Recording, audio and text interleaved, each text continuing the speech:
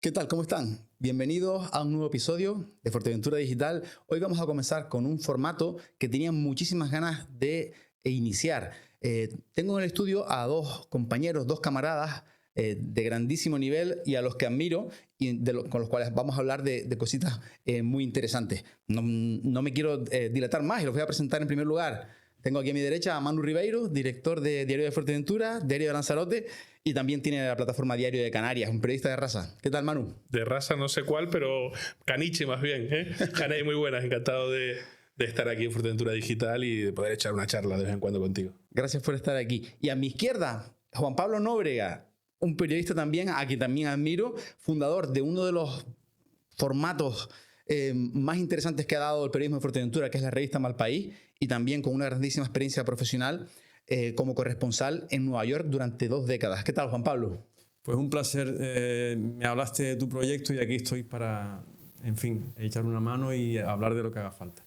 A los dos los cogí por banda en diferentes momentos y quería llegar a este momento exactamente porque yo creo que es interesante de confrontar ideas. Me gustaría hablar de la actualidad. Vivimos en una isla del Atlántico y al final noto que todos los temas que podemos hablar a nivel local tienen también una salida, pues digamos, a nivel global, ¿no? Y si quieren podemos empezar por ahí, por la política, por la economía. Tenemos ahora mismo en Europa, chicos, un ascenso imparable de la derecha, ¿no? Que se le llama ultraderecha. Yo es que casi que empezaría por ahí, porque extrema derecha. ¿Creen que el concepto es adecuado, considerando que no todos los votantes que tienen son de ultraderecha? ¿Qué opinan? ¿Quién se anima? Hombre, yo creo que hay para romper el hielo, ¿no? Yo creo que hay una amalgama ideológica en eso que se puede llamar ultraderecha, que no solamente, como apuntabas, puede ser Europa, sino que, bueno, de Estados Unidos, en Argentina, hace unos años también en Brasil.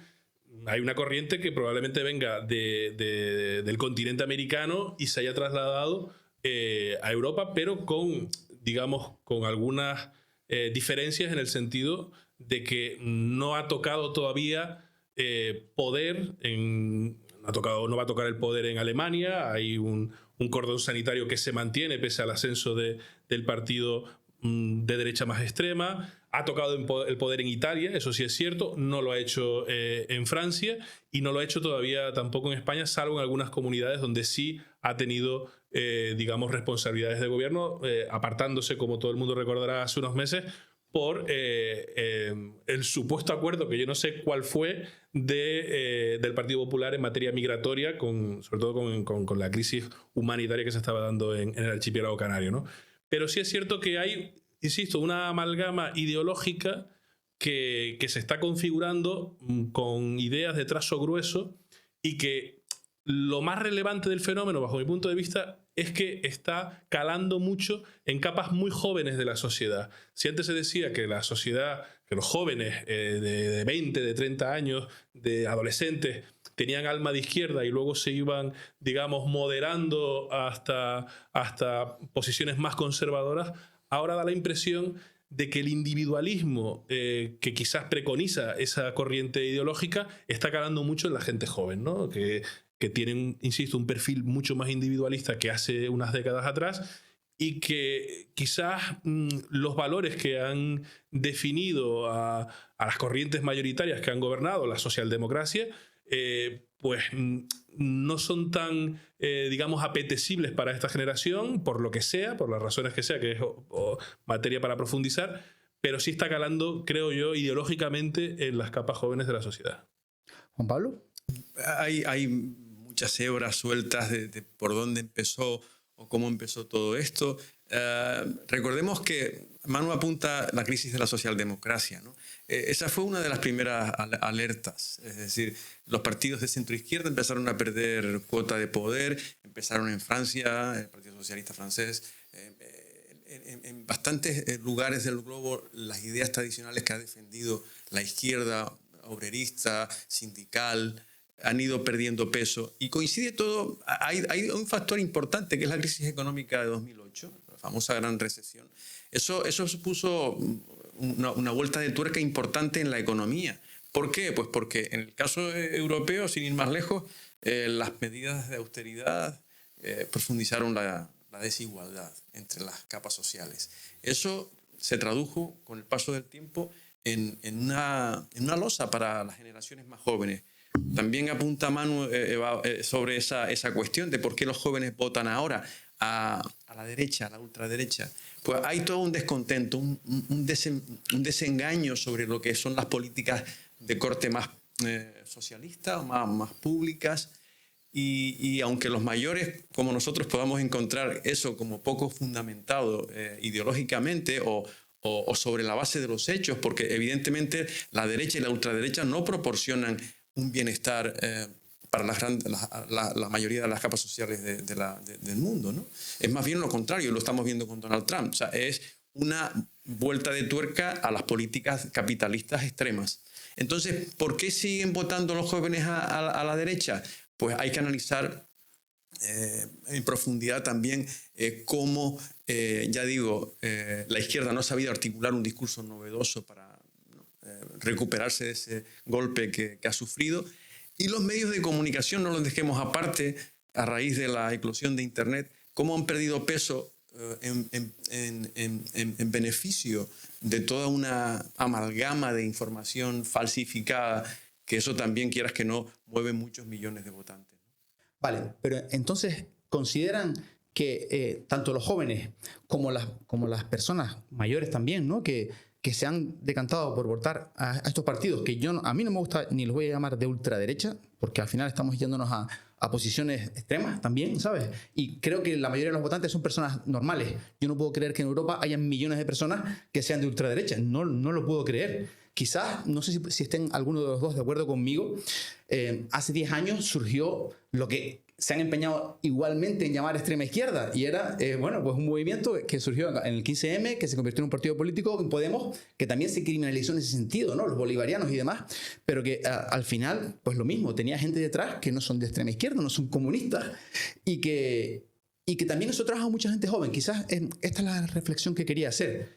El joven, todos lo fuimos en su día, se rebela contra lo establecido, y los que hoy tienen 25 años, con 15 en ese momento, el poder que han visto es el poder de la izquierda. Entonces quizás creen que puede haber una reacción por ahí. Pero fíjate, Janey, eso que apuntas, que es una reflexión bajo mi punto de vista plenamente válida.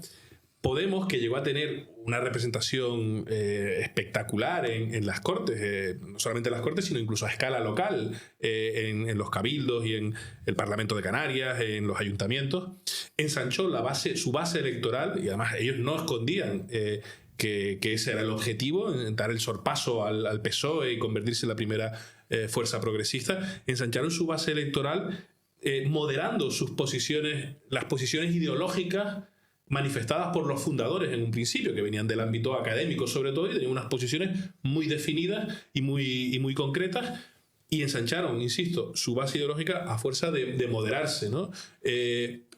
Con la extrema derecha y con Vox o con Donald Trump ahora en la Casa Blanca de nuevo, bajo mi punto de vista está sucediendo lo contrario.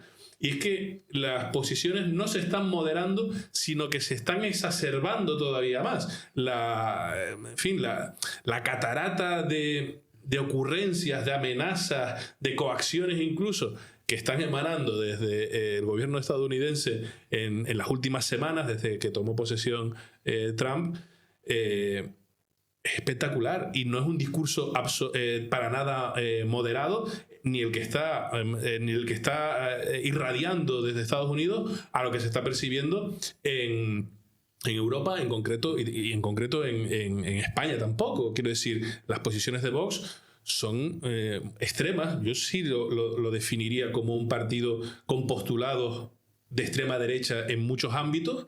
¿En cuáles, por ejemplo? Hombre, yo creo que la visión que tiene Vox del fenómeno migratorio, creo que sí se asemeja a postulados de lo que podríamos definir o etiquetar como extrema derecha, ¿no?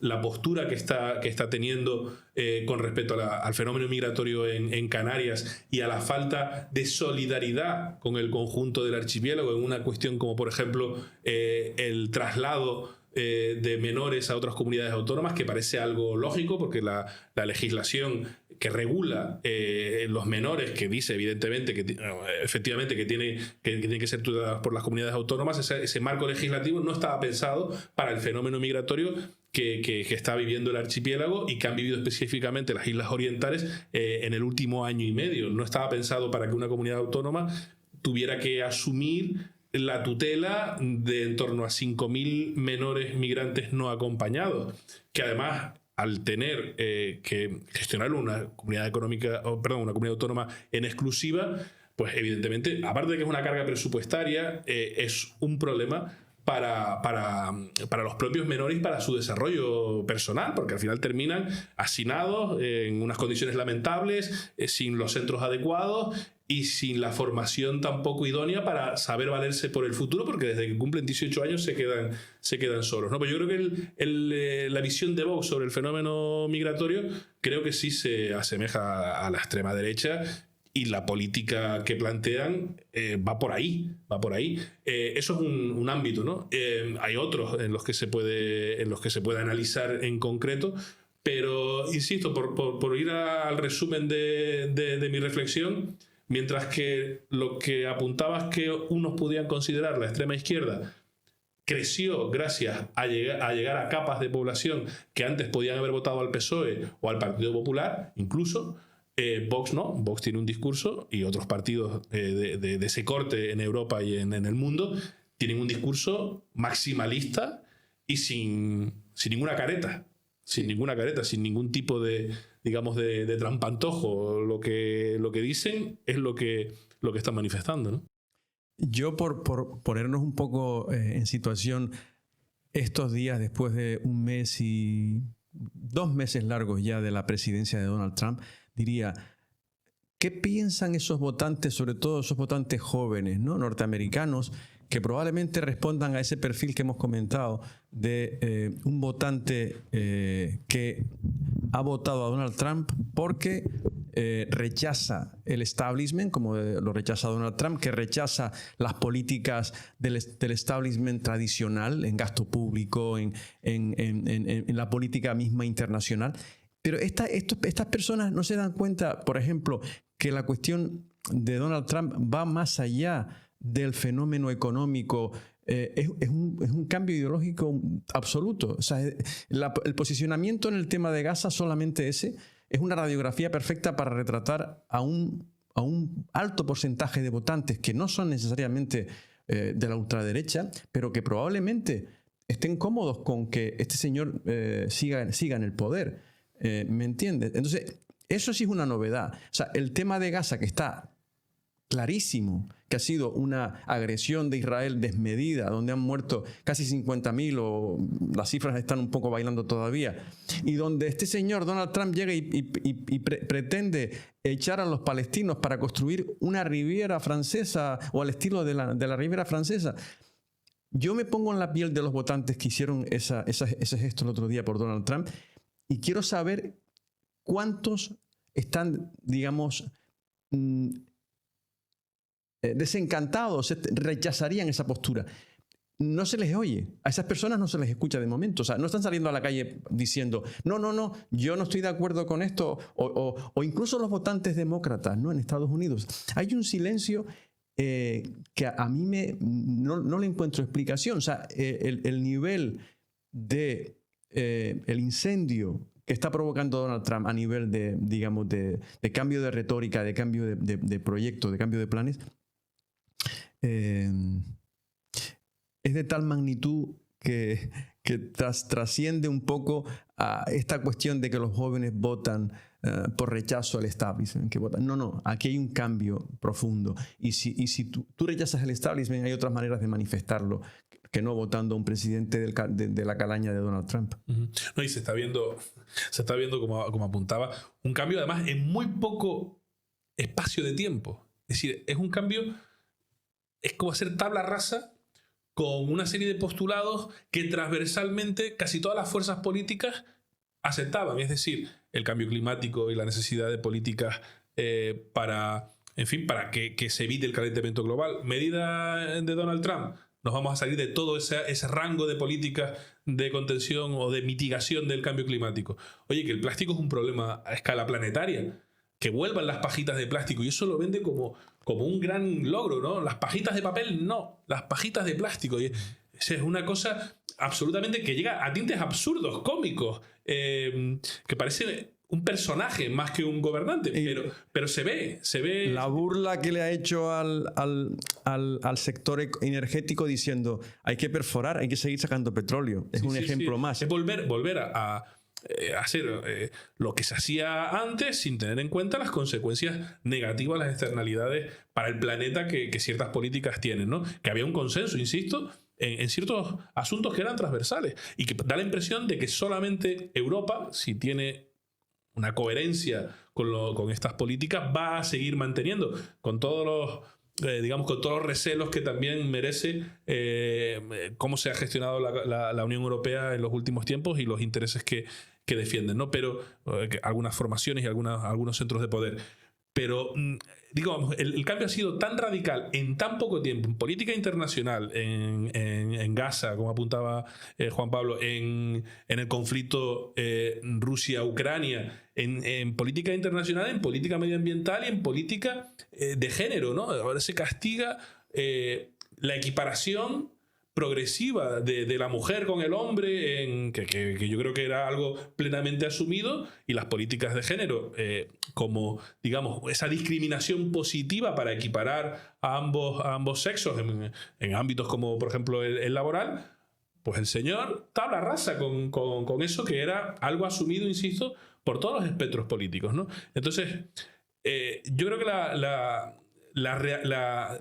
digamos, el cambio tan acelerado que se está produciendo, las consecuencias no las sabremos hasta dentro de al menos unos meses o un cierto tiempo. Por ejemplo, con las políticas arancelarias y cómo afectan a Europa y cómo indirectamente nos pueden afectar a nosotros. Porque al final Canarias vive de lo bien que le vayan otras economías. Por ejemplo, si la economía alemana se agripa y entra en recesión, el turismo en Canarias se va, y el de Fuerteventura, que hasta el año pasado el mercado alemán era el mercado más potente, ahora el mercado británico ha tomado ligeramente la delantera, pero si le va mal a Alemania y si le va mal al Reino Unido, a Fuerteventura y a Canarias le va a ir de pena.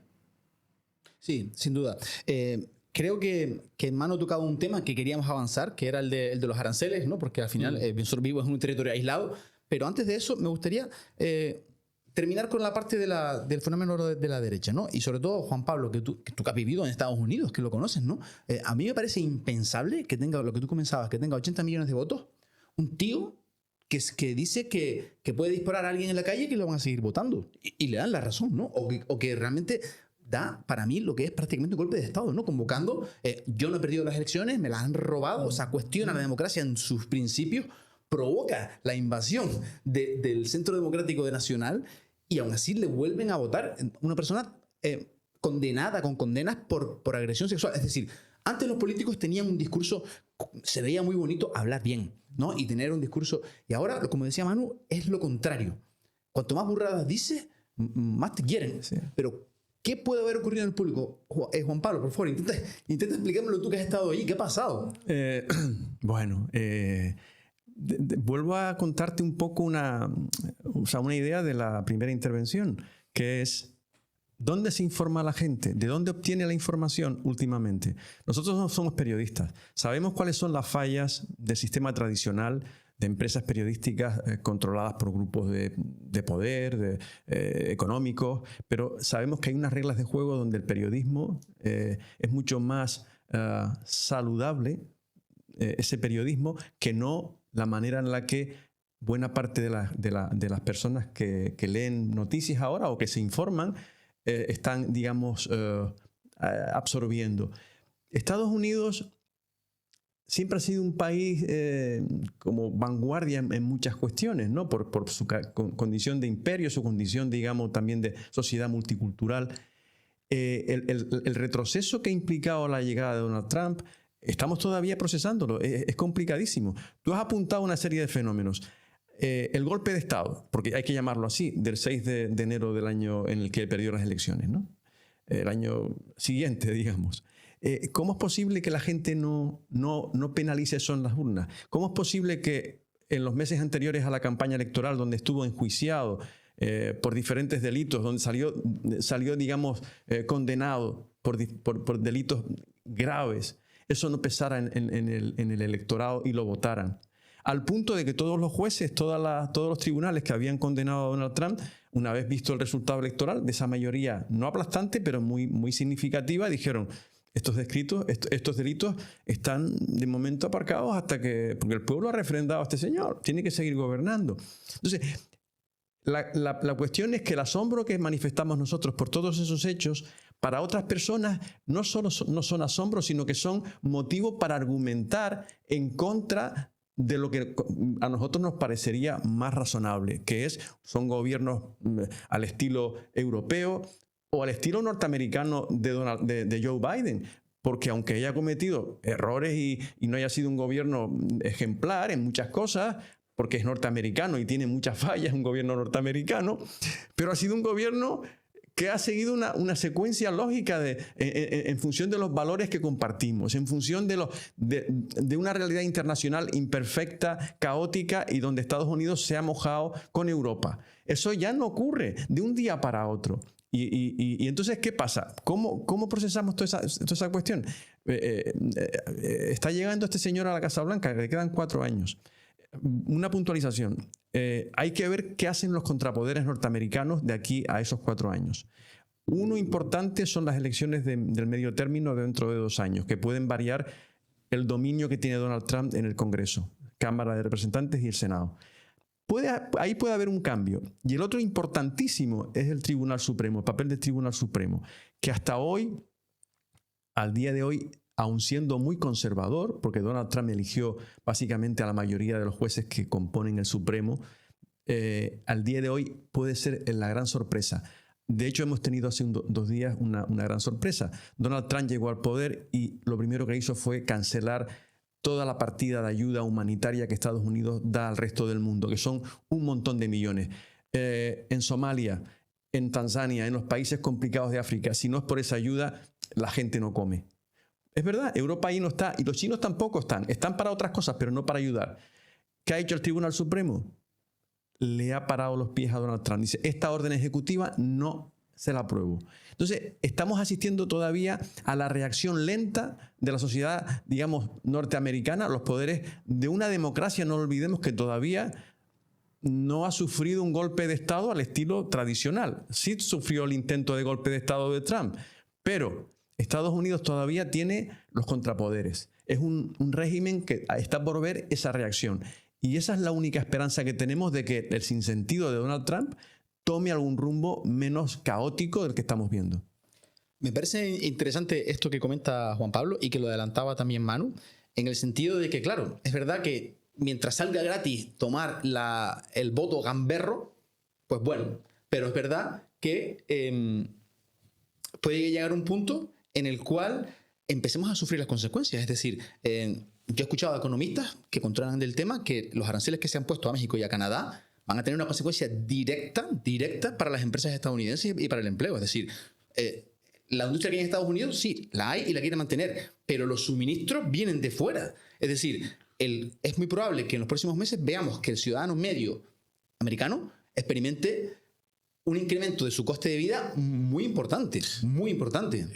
No, que sin haber vivido más de 2 décadas en Estados Unidos como Juan Pablo, ni ser obviamente un experto ni en la política ni en el conocimiento de la sociedad estadounidense, a mí sí desde fuera me da la impresión de que hay una importante masa de electorado que ha apoyado al candidato republicano en las últimas elecciones, que añoraba un Estados Unidos como de la década de los 80, cuando era indiscutible potencia mundial, ese Estados Unidos de la época de Ronald Reagan, en fin, la familia americana donde con un sueldo tenías casa, coche, jardín, perro y barbacoa.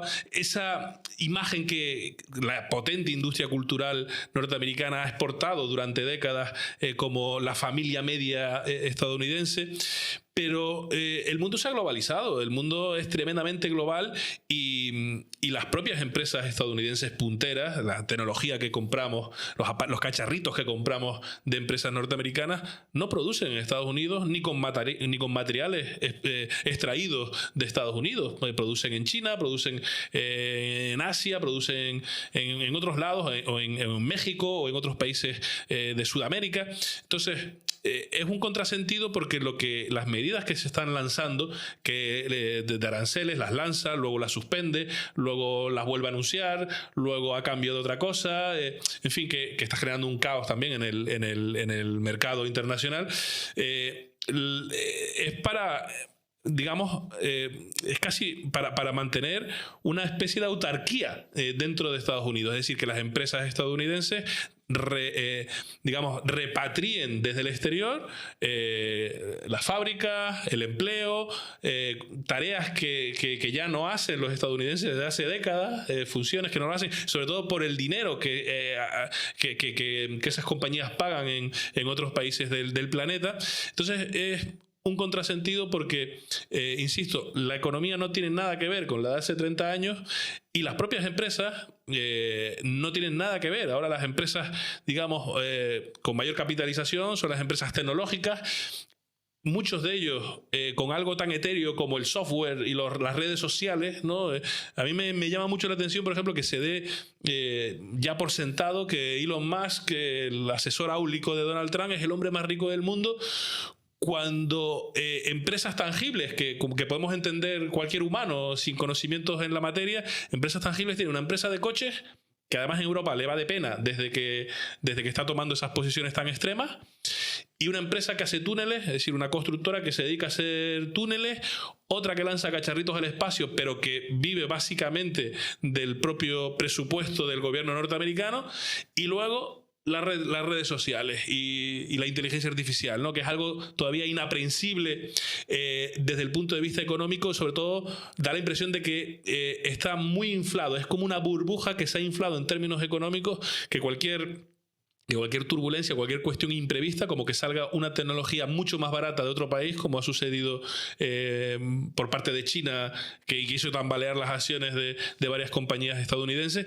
Bueno, en fin, todo eso se está valorando, se le está dando un poder tremendo a una serie de tecnomagnates que luego tienen influencia mediática, porque Jeff Bezos, el dueño de Amazon, o el principal accionista de Amazon, que también es el propietario de una empresa periodística señera como el Washington Post, de un día para otro cambia el gobierno y dice: oiga, la sesión de opinión vamos a centrarla en las libertades de los individuos y en la libertad de empresa. Vamos a contarle a nuestros lectores las bondades de la libertad individual y del capitalismo, como si los lectores no supieran ya esas bondades. Y vamos a dejarnos de tratar desde el punto de vista de la opinión otros asuntos que pueden tener interés, ¿no? Entonces, el discurso único también se está viendo por parte de los medios de comunicación a escala planetaria, cómo va en una dirección muy focalizada a contar las bondades de esta nueva corriente, una nueva corriente que no tiene respeto, y eso es lo más grave, para valores occidentales que se habían asentado desde la Segunda Guerra Mundial, ¿no? La solidaridad internacional, los derechos humanos, en fin, proteger a los débiles de la sociedad. Elon Musk acaba de decir hace unos días que eso de la seguridad social es una estafa piramidal o un esquema Ponzi que también se llama, ¿no? Entonces, eso en fin, que se está lanzando con total alegría, pone en cuestión, en tela de juicio, la sociedad como se ha conocido desde mediados del siglo XX hasta la actualidad. Y es realmente preocupante. Varios temas interesantes que has tocado, Manu. Por un lado, esa autarquía o esas tendencias autocráticas en el cual la gente aplaude a los dirigentes con un sentido, con una forma de gobernar literalmente autocrática, no quieren imponer, y lo hemos visto por ejemplo en Argentina, no sé si lo sabían, que él no tiene mayoría, se le ha upado y el segundo partido conservador que lo sustenta le ha dado pleno derecho para, como decías, antes comentabas que a Trump los tribunales le han parado medidas ejecutivas, a Milei se le han dado plena potestad para aprobar de manera ejecutiva con poder legislativo pleno. ¿Sabes lo que te digo? Entonces, se está autorizando ese tema y lo vemos que ahora resulta que el tipo utilizaba sus redes sociales para comerciar con su figura de diputado y de presidente, ¿no? Entonces, es una locura de tal magnitud lo que estamos viendo que me llega a cuestionar la mismísima democracia, ¿no? Que tiene muchísimas fallas, ¿no? Que la democracia europea... muy partitocrática, ¿no? Muy concentrada, ya quizás podía haber empezado por ahí esa tendencia, ¿no? En el sentido de que los líderes políticos son los que al final del ejecutivo y de las liderazgos de los partidos emanan hacia abajo, hacia el legislativo. Pero es que estamos llegando a un punto en que el poder se concentra en poquísimas personas, ¿no? Me gustaría escuchar, Juan Pablo, ¿cuál es tu posicionamiento al respecto?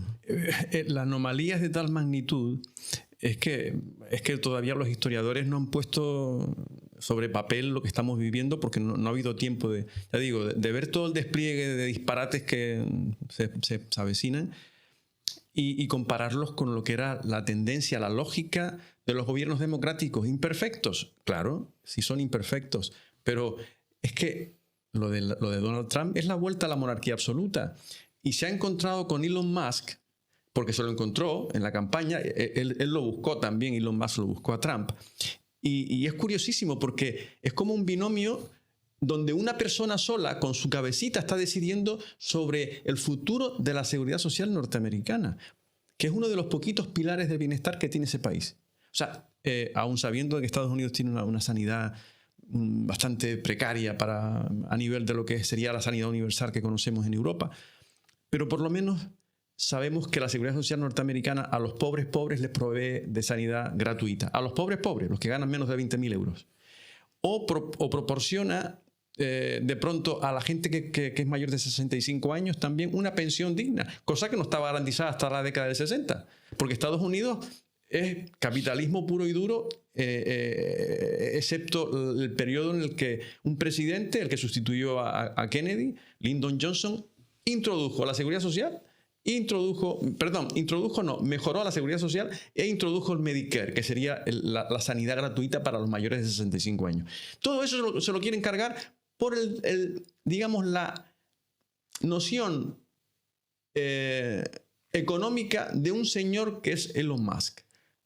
En el Partido Republicano probablemente haya voces parecidas a la suya, pero en ningún momento los republicanos han cuestionado en su conjunto ni la seguridad social ni el Medicare, que son, ya digo, los poquitos pilares que tiene ese país. Entonces, ¿qué estamos viendo? Estamos hablando sobre algo donde no hay otra alternativa que esta pareja, más los que lo apoyan, tropiecen en sus propias medidas, y lo están haciendo. Un ejemplo, hablabas de los aranceles impuestos hace un par de días a México y a Canadá. Hoy los están quitando. ¿Por qué? No los quitan sine die, pero están diciendo hasta abril. ¿Por qué? Pues porque la bolsa está bajando. ¿Por qué? Pues porque las empresas de automóviles, como bien contaba Manu, ¿cómo es posible que tú fabriques un coche en Estados Unidos si todas las piezas las hacen en México? O sea, las piezas que usan los Ford y los Stellantis se fabrican en México y entran y salen de un país a otro a veces hasta 15 veces, porque así funcionan las cadenas de montaje de ahora. No son las cadenas de montaje de la era del Ford 4 o del Ford 5, como se llame, a principios del siglo XX. Es otra época. Y la globalización, que no es un invento precisamente de la izquierda, sino más bien de la derecha económica, no hay quien la pare, como tú bien decías. No, es impensable volver al mundo de 1985. No es digamos, el mundo actual, ¿no? Pero hay algunos tics. Apuntabas a cómo... Pero Manu, tengo yo una pregunta al respecto. Sí. Porque en los 70, en los 60, en los 80, en la creación del estado del bienestar, los impuestos, ahora mismo hablamos de ese liberalismo que está creciendo, la libertad, ¿no? Y demás, poniendo en entredicho ese mismo estado del bienestar, la educación, la sanidad gratuita y demás. Nos están diciendo que pagamos muchísimos impuestos. No pagamos tantos impuestos, o sea, se pagan muchos impuestos, pero, por ejemplo, son mucho menos de los que se pagaban en estas décadas anteriores, en las cuales el bienestar era mucho mayor. Es decir, las grandes empresas, porque al final son los que menos impuestos pagan y encima tienen el beneficio de la transnacionalidad, de no estar localizados. Por lo tanto, tú no te escapas. Yo aquí en mi local tengo que pagar porque estoy en un sitio. Pero esta gente está en paraísos fiscales y tienen sus mecanismos de ingeniería fiscal para evadir todo lo que pueden, ¿no? Eficiencia fiscal le llaman. Eficiencia fiscal. Eficiencia fiscal. Pero, a ver, yo no sé si se pagan muchos o pocos impuestos porque al final siempre es subjetivo, ¿no? Mucho, poco, es como el vaso medio lleno, el vaso medio vacío, ¿no? Lo que sí es cierto es que en España, por ejemplo, tenemos estandarizado e interiorizado una serie de servicios públicos que ningún partido se atrevería a recortar. Es decir, ¿por qué no importa que les encanta la retórica y la imagen del Milei con la motosierra, que Santiago Abascal y Vox importen ese discurso y quiten la sanidad pública, quiten la educación obligatoria, quiten una serie de servicios sociales públicos que no solamente se benefician las capas más bajas de la sociedad, sino el común de lo que se denomina la clase media, que es más bien clase media baja que clase media alta, ¿no? Que se atreva a plantear ese tipo de tijeretazos o con la motosierra similar a como se está planteando en Estados Unidos o que se ponga a despedir a funcionarios como está haciendo el gobierno estadounidense.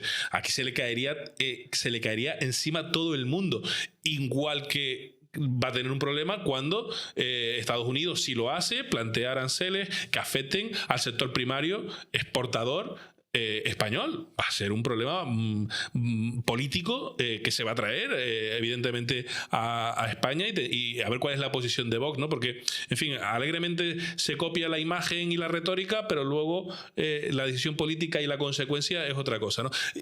Apuntabas antes algo, Janey, que a mí me parece también interesante y que son los tics que tiene el poder cuando se cree absoluto, ¿no? Y no hay gobernante que no pueda eludir esos tics. Y te pongo un par de ejemplos relativos al presidente español, a Pedro Sánchez, ¿no? El hecho de que el Partido Socialista haya planteado no eliminar porque es un derecho constitucional, que es el de la acusación popular, ¿no? De cómo la acción popular, cualquier persona, física, jurídica, en defensa de un interés público puede plantear acciones legales, ¿no? Está recogida pero se puede vaciar de contenido, ¿no? Había una cita muy, muy gráfica de tú haz la ley, yo hago el reglamento, o en este caso tú haz la Constitución y yo hago la ley, que vacía de contenido que puede vaciar de contenido ese derecho, aunque luego evidentemente está el contrapoder del Tribunal Constitucional, que evidentemente es tremendamente lento para muchas cosas, ¿no? Pero el tic de pretender eliminar la acusación popular sin los colectivos, por ejemplo, en el ámbito ecologista, muchas ilegalidades urbanísticas, medioambientales, no tendrían una perseguibilidad si no es por su actuación. En la propia isla de Fuerteventura hemos visto algunos casos donde han sido asociaciones ecologistas los que han planteado pleitos o han planteado denuncias que han tenido un recorrido tanto en el ámbito judicial como en el ámbito administrativo, ¿no? Imagínate, quitarle esa herramienta a la sociedad civil organizada. Eso es tremendo, es vaciar de contenido un derecho fundamental en defensa del medio ambiente en sentido amplio. O la pretendida regulación muy encorsetada de los medios de comunicación, que también se han lanzado diversos globos sonda en los últimos tiempos, ¿no? O, por poner un ejemplo muy reciente, la intervención política del gobierno de Pedro Sánchez en una empresa privada, que es el Grupo Prisa, editora del País y de la cadena SER, y cómo al gobierno le interesa lanzar una televisión generalista antes de las próximas elecciones generales, e interviene dentro de la empresa para fomentar ese proyecto. Ahora no lo va a sacar Prisa porque los socios mayoritarios no quieren, porque están centrados en reducir la deuda, o eso es lo que dicen, no les interesará por otras razones. Ya ha cogido el testigo Telefónica, ya salían los titulares de que va a ser Telefónica quien se ponga con ese proyecto de televisión generalista en abierto para competir, digamos, con otros medios de comunicación audiovisual que tienen un escoramiento editorial, entiende el gobierno, hacia la derecha.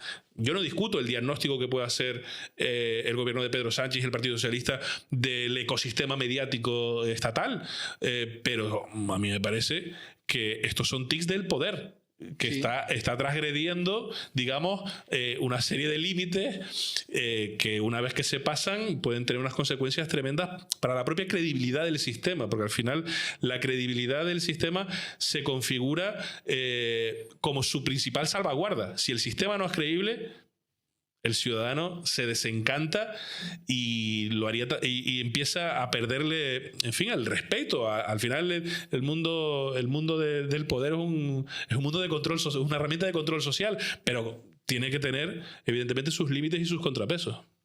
Veo a Juan Pablo mirando la hora, que se tenía que ir en breve. Creo que tenemos que ir terminando. Creo que el asunto está muy interesante. No sé si querías comentar algo al respecto, Juan Pablo. ¿Cuánto tienes de tiempo? Podemos hablar otro ratito, 15 minutos. ¿Podemos estar 10 o 15 minutos más? Vale, de acuerdo. Porque Manu ha tocado un par de asuntos interesantes, un poco por ir avanzando, que los tenía apuntados. El asunto de la energía. A ver si podemos traer también un poquito el tema a las islas, ¿no? Porque también es verdad que estamos nosotros aislados. El tema de los aranceles. En Canarias tenemos una serie de impuestos especiales a las importaciones, un régimen económico y fiscal que nadie conoce y que tiene mucho que ver con lo que se exporta y con lo que se importa, porque está de alguna manera apoyado, dopado, subvencionado, pónganle el nombre que quieran, y que valdría la pena comentar el asunto de los medios de comunicación. Y esto ya se lo adelanto a mi audiencia, a nuestra audiencia, que somos los tres medios totalmente independientes, vamos a poder darle caña. Además, habíamos empezado hablando del movimiento de la derecha, ultraderecha, o ese conservadurismo mundial, y ahora le estaba Manu cascando al Partido Socialista, al presidente. Pero para que no se diga. ¿Qué es lo que toca? ¿Qué es lo que toca? Porque al final también estamos para vigilar al poder. Entonces, completamente de acuerdo, Manu, con todo lo que has comentado.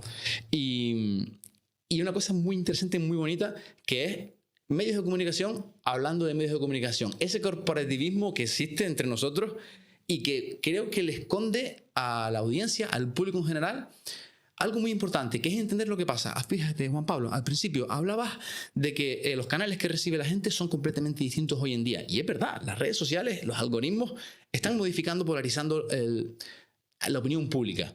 Entonces, pero porque también existe un desconocimiento de cómo funciona una empresa periodística, porque somos empresas también, ¿no?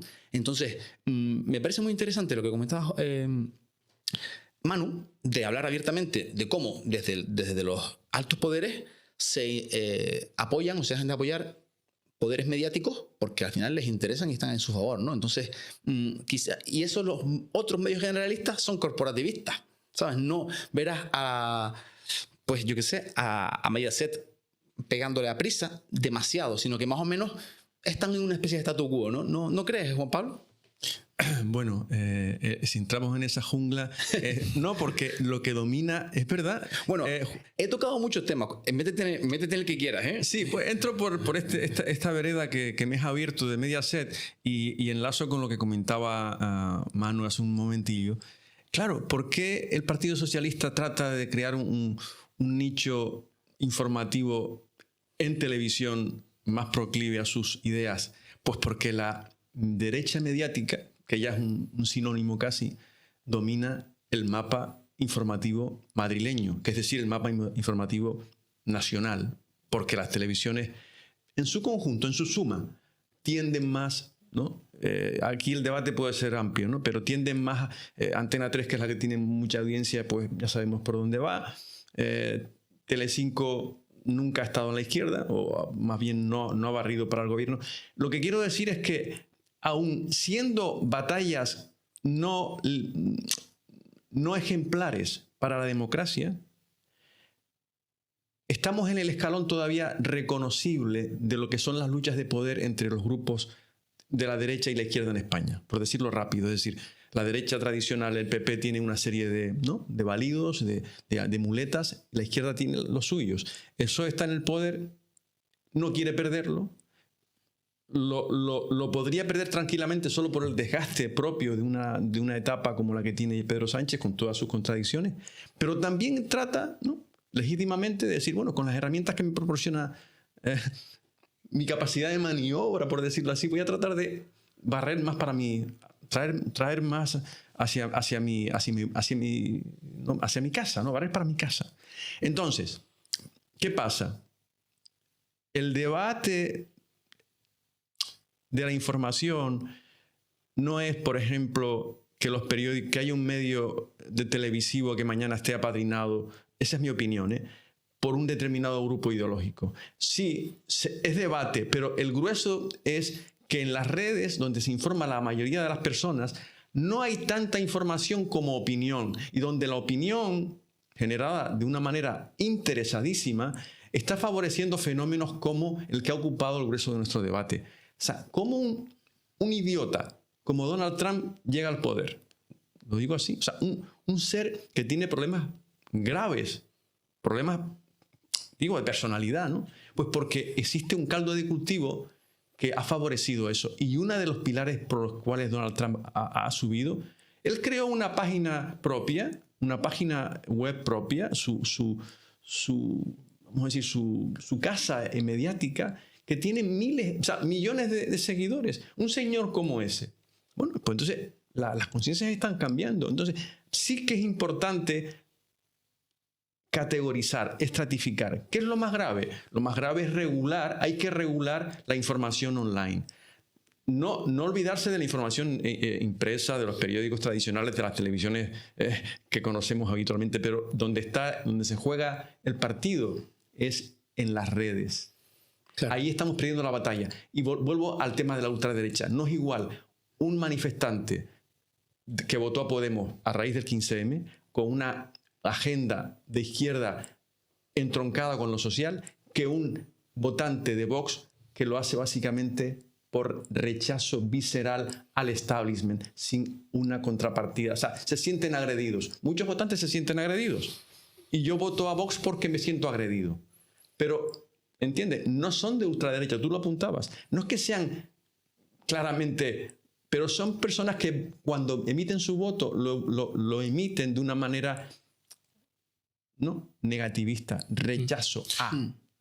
Hay un aspecto que me parece interesantísimo y que a mí me preocupa y me ocupa alguna lectura, que es el fenómeno de las fake news o de las noticias falsas, la desinformación, cómo se expande sobre todo a través de las redes sociales. Claro, la gente a lo mejor esto no lo sabe, pero tampoco tiene por qué saberlo, ¿no? Pero un medio de comunicación, un periódico digital, una radio que tenga presencia en internet o una empresa periodística al uso, oye, se tiene que ceñir a una normativa.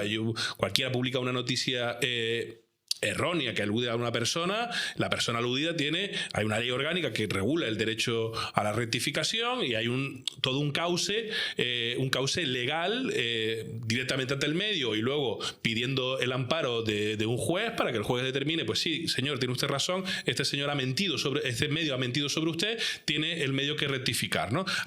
Y la ley orgánica, si no me falla la memoria, es del 84, o sea que desde el periodo casi de lo primero que se reguló tras la Constitución Española del 78, una de las cuestiones fue que es fundamental, este ámbito que es fundamental para la gestión de los medios de comunicación y la relación con la sociedad y con las personas sobre las que se informa, ¿no? Y luego, evidentemente, si un medio de comunicación publica una información u una opinión injuriosa, calumniosa sobre alguien, esa persona tiene los resortes legales también para interponer acciones legales contra el medio de comunicación o contra el periodista o el opinador que haya publicado esa injuria o esa calumnia, ¿no? Es decir, hay un marco legal definido, es verdad que estaba pensado para otra época, no para el ámbito digital, que apenas se intuía, pero que sigue siendo plenamente aplicable para, por ejemplo, los periódicos digitales o para los canales que tengan presencia en la red, ¿no? De tal manera incluso que es algo habitual que los periódicos digitales o que cualquier medio de comunicación digital tenga sección de comentarios. El responsable de la sección de comentarios es el periódico. Como si fuese lo que antiguamente eran las cartas al director, ¿no? Que se publicaban y el responsable era el director del medio y la empresa que editora. Eso en la red no existe. Eso en la red no existe. De tal manera que hay incluso alguna sentencia tremendamente llamativa que responsabiliza al titular de la cuenta. Me refiero, por ejemplo, a un periódico o una radio que tenga una cuenta en una red social, se publica una calumnia o una injuria en el hilo de ese medio de comunicación en una red social, y el responsable no es la red social, el responsable es el titular de la cuenta. Es decir, se lavan las manos las empresas tecnológicas. Ni Twitter, que ahora es X del mentado previamente Elon Musk, ni Facebook, ni Instagram, ni TikTok, ni ninguna de las que se puedan, nuevas que vayan surgiendo, no son responsables del contenido. La presión que venía impuesta por la lucha contra las fake news, la presión internacional, obligó a que se generasen las herramientas de la verificación de los datos, porque sobre todo en la pandemia, se estaba difundiendo muchísima información falsa. Y crearon la figura del verificador, que ya Facebook se la ha cargado directamente y ha abominado de esa herramienta. Hasta que los tecnomagnates de la actualidad, que son los dueños realmente de los canales de información por las que multitud, millones de personas reciben los inputs informativos en el día a día, se responsabilicen del contenido, de las mentiras, de las injurias, de las calumnias, de las difamaciones que se emiten en sus canales, al modo y uso que si fueran un medio de comunicación tradicional. Hasta que no se produzca esa responsabilidad y se ampare en cuestiones como el anonimato, etcétera, etcétera, estamos en una desventaja, y esto no hay manera de embridarlo, este fenómeno de la desinformación a escala planetaria. Entonces yo creo que es más interesante para un gobierno, sea el que sea, que aspira a una sociedad limpia y con buena salud, regular esto, que crear una tele. Que montar una tele, sinceramente.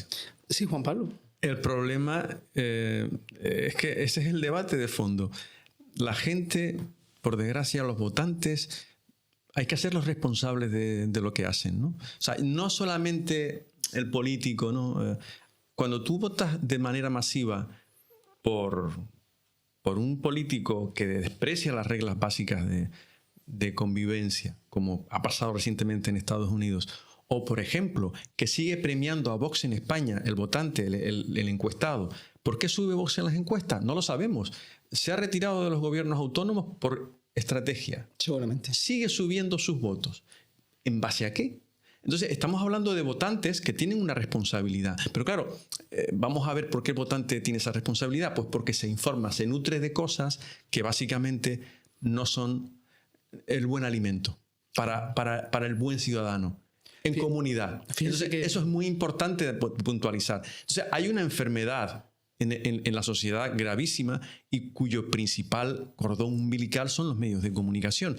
Y por supuesto estoy de acuerdo con Manu en que los tradicionales tienen fallas, pero se siguen sometiendo a reglas. ¿Cómo regulas tú los medios de comunicación digitales con Facebook, con Twitter, cuando el día de la toma de posesión de Donald Trump estaban todos arrodillados en la Casa Blanca diciendo: ole, esto es lo que necesitábamos, un tío como tú que nos quitara todo tipo de regulaciones?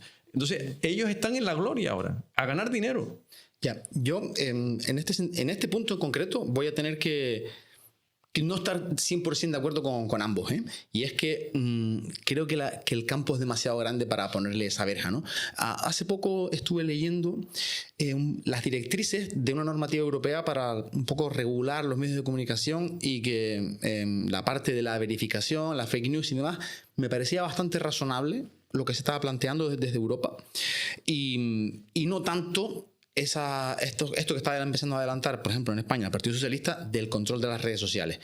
Por lo que he escuchado, fíjate que fue muy criticado el asunto de la eliminación de los verificadores, pues, y Twitter puso las notas de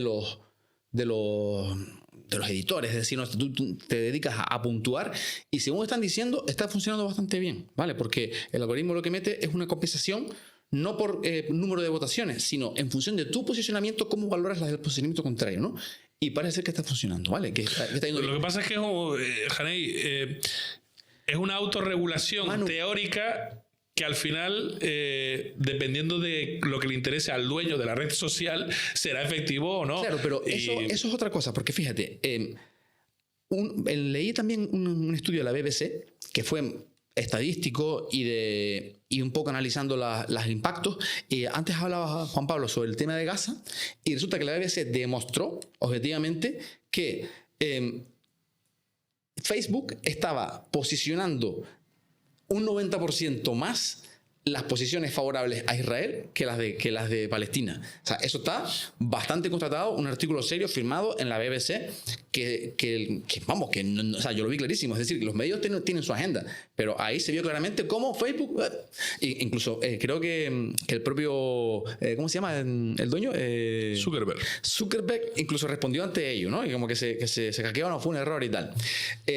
Sí, por supuesto, hay que meterle mano a las tecnológicas, pero creo que los primeros responsables somos los medios de comunicación, los partidos políticos y demás, es decir, centrarnos en el cuñadito que está insultando en las redes sociales. Yo lo que creo es que los medios de comunicación tenemos primero que dar ejemplo y segundo educar a la gente y explicarles cómo funcionamos, porque fíjate tú, antes hablabas, Manu, de la creo que en España ni existe la palabra accountability en inglés. ¿Cómo se dice en España, Juan Pablo? Accountability, responsabilidad. No, es como no sería una palabra, podrían ser ser consecuente con lo que estás diciendo. Claro. En función ser consecuente y responsable. O sea, accountability viene de contabilidad, viene de, ¿sabes? De tú tener, de tú pagar por lo que estás, digamos, o responder por lo que estás diciendo. Claro. Responder por lo que estás diciendo. Responder de lo que estás diciendo. Fíjate tú, en España no tenemos ni siquiera la palabra de accountability que está ahí, que en Estados Unidos la tienen clara. Oye, tú eres responsable de lo que dices y lo que haces, ¿no? Entonces, creo que no podemos estar al mismo nivel, Manu, los particulares, que los medios de comunicación. Y sí que tenemos que defender nuestra profesión y tenemos que defenderla porque ahora mismo estamos absolutamente denostados. Si están creciendo las fake news y las versiones fuera de cualquier verificación, es porque hay una desconfianza en nosotros. Eso hay que cambiarlo, pero para mí comienza por empezar a explicar cómo funcionamos. Y si tenemos una publicidad y si una empresa o un ente del que sea nos influye, oye, pues también habrá que decir que las cosas son así, porque las empresas son empresas. Sí, lo único hay que tener un poco, es una frase un poco manida, un poco de perspectiva. Estamos asistiendo en los últimos 10, 15 años al nacimiento de un fenómeno que es la información a través de Internet, ¿no? Y por supuesto ha cogido con el paso todavía cambiado, lento, la respuesta de los medios tradicionales que no han fallecido, que no han muerto por fortuna. No ha desaparecido ni el papel, cosa que estaba poco menos que sentenciada, ¿no? Entonces, ¿qué pasa? Tiene que haber, yo estoy de acuerdo contigo que no puedes negar la importancia de la información online. Tienes que abrazarla. Mucha gente expresa cosas en Internet que de otra manera no podría expresarlas, porque no tiene cabida en un medio de comunicación tradicional, por lo que fuera. Pero claro, ¿cuál es la gran falla? La regulación. La palabra maldita para la derecha que domina el mundo ahora, ¿no? ¿Por qué hay que regular eso? Pues porque no tanto por hacer por hundir el negocio de la prensa tradicional, no. Se trata de que hay unas reglas que la prensa tradicional y la televisión tradicional han venido manejando durante décadas y la jurisprudencia, en fin, todas las interrelaciones que ha habido entre público y medios de comunicación ha fraguado una serie de condiciones, una serie de herramientas, ¿no?, que tú tienes que de alguna manera llevar al otro flanco, porque si no estamos en desventaja, número uno, y número dos, es que lo que decimos los periodistas es que esta gente no es periodista para que estén contándonos la batallita. ¿Por qué dijo Elon Musk cuando ganó Trump, ustedes son los periodistas? ¿Recuerdas la frase? Se lo dijo a los millones de miembros de la cuenta X, la antigua Twitter. Él brindó por ellos, dice, ustedes son los periodistas. Perdona, ustedes no son los periodistas. ¿Pero por qué lo dicen ellos? Porque la ultraderecha, ahí sí, esta de Donald Trump y compañía, nadan a favor con un público que básicamente lo que crea es un caos que favorece su ascenso. O sea, ellos están ahí gracias a esos supuestos periodistas, en buena medida, no solo, pero en buena medida. Muy bien. Vamos a ir terminando, que está ya levantando vistos Juan Pablo. No te despidas todavía, vamos a despedir el programa. Manu, ¿algún tema para cerrar?